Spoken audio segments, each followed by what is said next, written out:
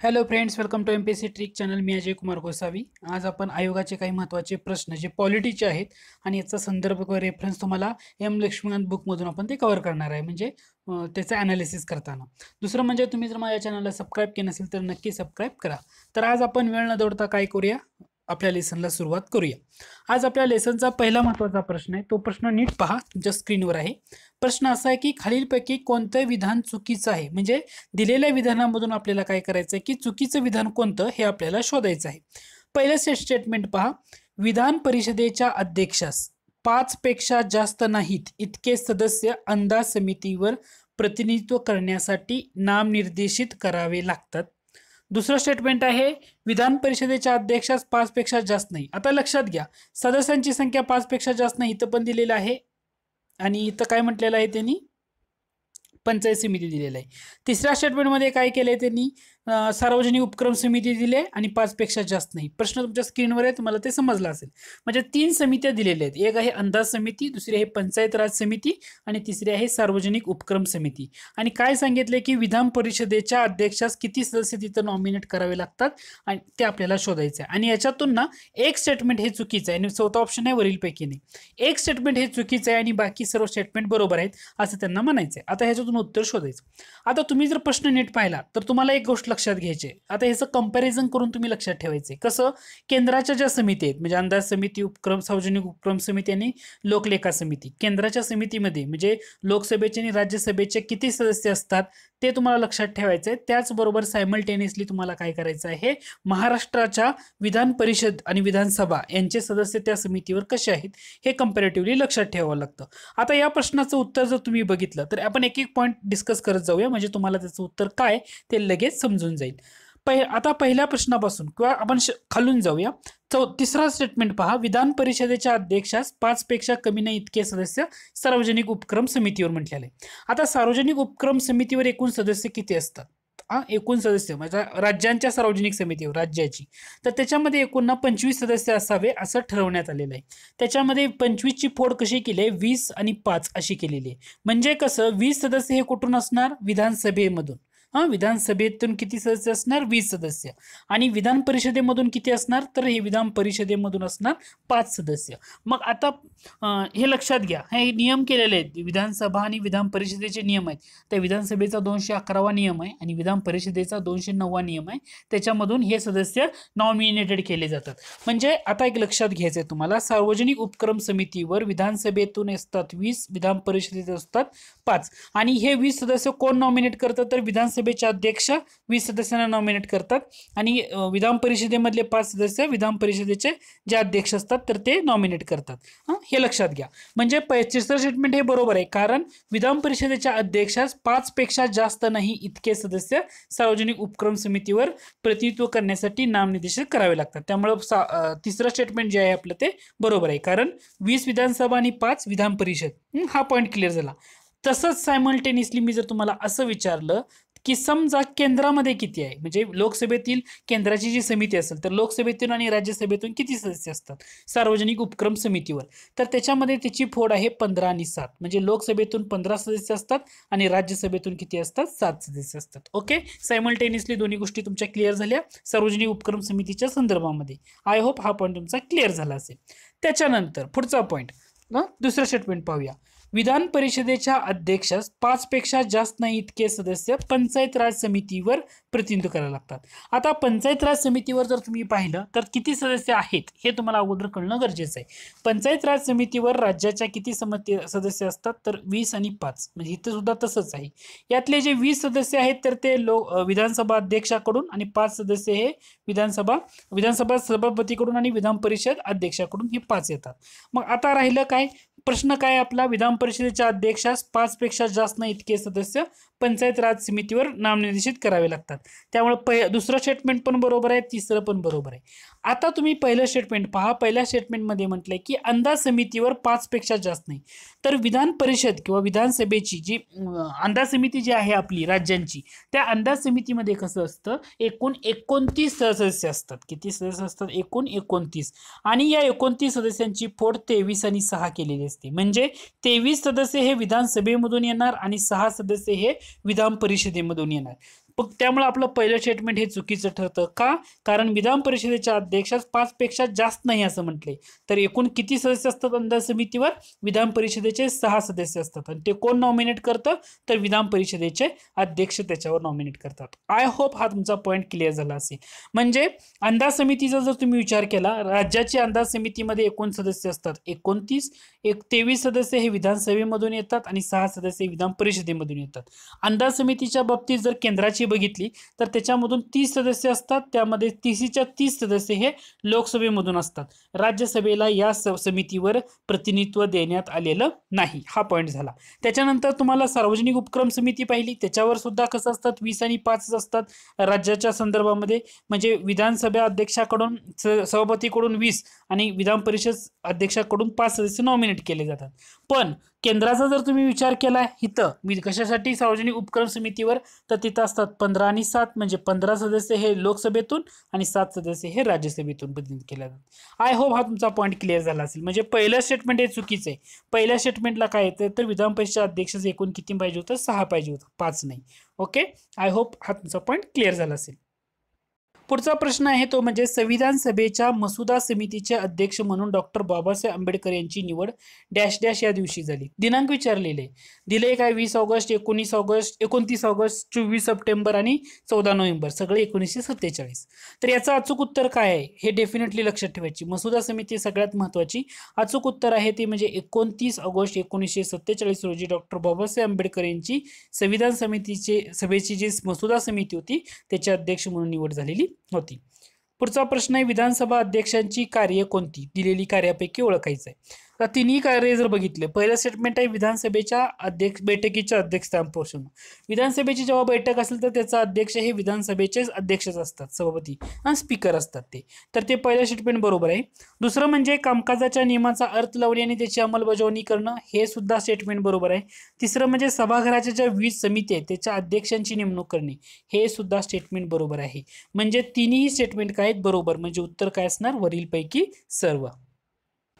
पुढचा प्रश्न पहा, 123 क्रमांकाचे संविधान दुरुस्ती विधेयक 2017 कशाच्या संबंधित आहे? एकदम सिंपल आणि स्ट्रेट फॉरवर्ड प्रश्न विचारला होता. त्याचं उत्तर आहे राष्ट्रीय मागासवर्गीय आयोगाला संविधानिक दर्जा देणं याच्यासाठी केलेली 123व्या क्रमांकाचं संविधान दुरुस्ती विधेयक म्हणजे 123rd कॉन्स्टिट्यूशन अमेंडमेंट बिल 2017 हे कशाच्या रिलेटेड आहे? तर ते granting national commission on backward classes किंवा NCBC कॉन्स्टिट्यूशनल स्टेटस त्याला देण्यासाठी हे त्याच्या संदर्भात आहे. स्ट्रेट फॉरवर्ड प्रश्न आहे म्हणजे उत्तर काय असणार? पर्याय क्रमांक 3. पुढचा प्रश्न पहा, राज्यघटनेच्या प्रस्तावनेबाबतीत खालीलपैकी कोणतं विधान बरोबर नाही म्हटलेलं म्हणजे चुकीचं स्टेटमेंट शोधायचे. पहिलं लक्षात घ्या, ती पंडित जवाहरलाल नेहरू यांनी तयार केलेल्या व मांडलेल्या उद्दिष्टाच्या ठरावावर आधारित आहे. तर पंडित जवाहरलाल नेहरूंनीच उद्दिष्टाचा ठराव मांडला होता आणि त्याच्यावरच आधारित असलेलं ते प्रस्तावना म्हणजे प्रिएम्बल ऑफ द कॉन्स्टिट्यूशन आहे. तर इट्स राईट. त्याच्यानंतर पुढचा प्रश्न आहे 1995 मधील ऑप्शन आहे भारत जीवन निगम खटल्यात प्रस्तावना हा राज्यघटनेचा एकात्मिक भाग आहे असे सर्वोच्च न्यायालयाने प्रतिपादित केले. तर दुसरं स्टेटमेंट सुद्धा बरोबर आहे, परंतु दुसऱ्या स्टेटमेंटच्या बरोबर तुम्हाला 3 खटले सायमल्टेनियसली लक्षात ठेवावे लागतात. म्हणजे कशासाठी? सरनामा कुठे गेलं? सरनामा हा राज्यघटनेचा भाग आहे की नाही याच्या संदर्भामध्ये 3 खटले. पहिला खटला आहे तो म्हणजे बेरुबारी युनियन खटला 1960चा आणि त्याच्यामध्ये असं म्हटण्यात आलं होतं सर्वोच्च न्यायालयानं की सरनामा किंवा प्रस्तावना किंवा सरनामा ही राज्यघटनेचा भाग नाही असं म्हटलं होतं. कुठल्या खटल्यामध्ये? बेरुबारी युनियन एक खटला 1960ला. त्याच्यानंतर केशवानंद भारती खटला जो झाला 1973चा सगळ्यात महत्वाचा खटला आहे केशवानंद भारती खटला.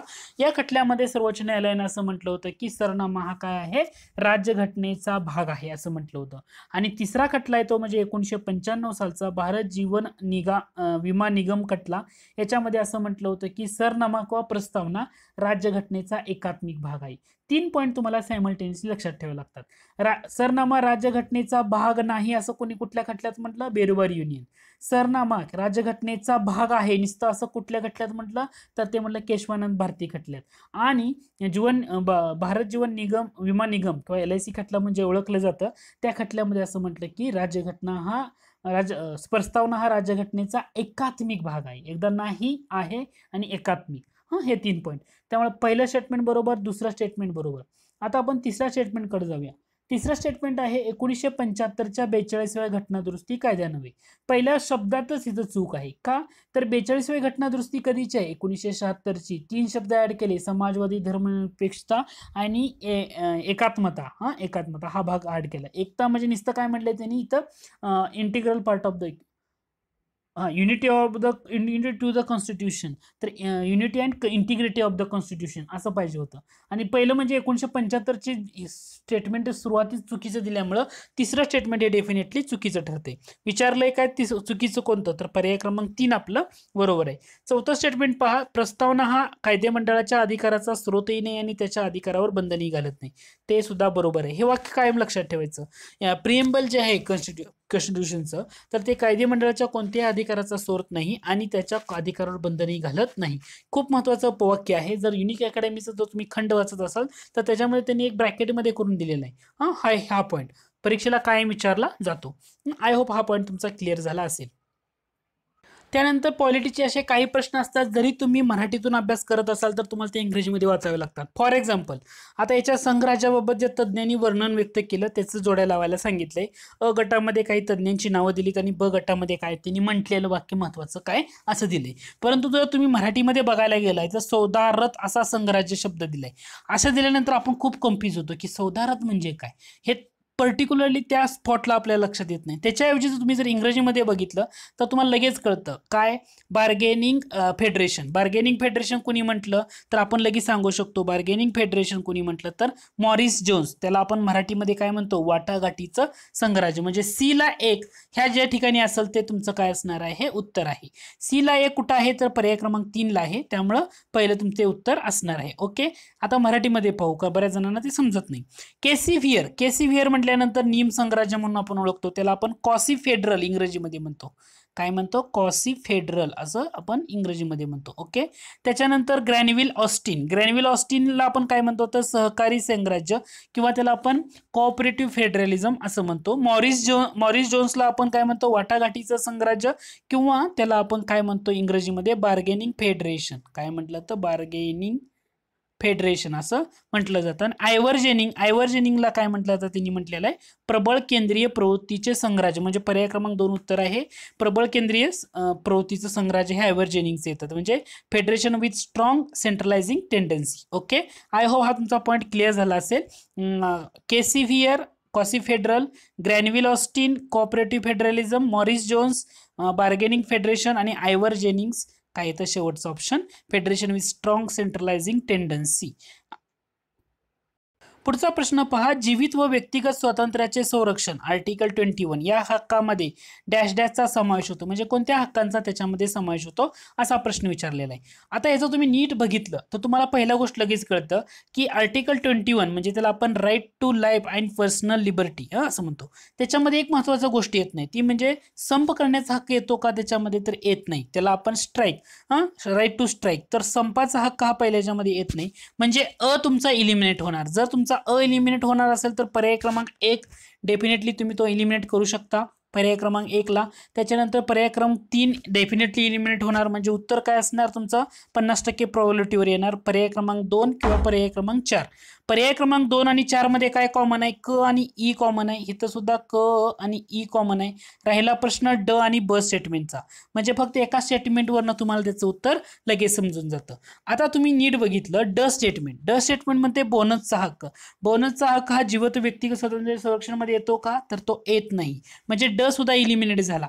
जर ड सुद्धा इलिमिनेट झाला म्हटल्यानंतर तुमचा ऑप्शन हा सुद्धा इलिमिनेट होतो. उत्तर असणार ब क ई.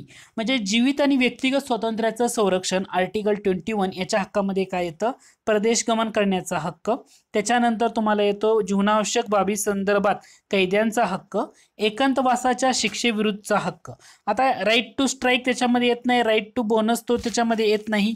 म्हणजे राईट टू गो अब्रॉड हे येतो का, तर येतो.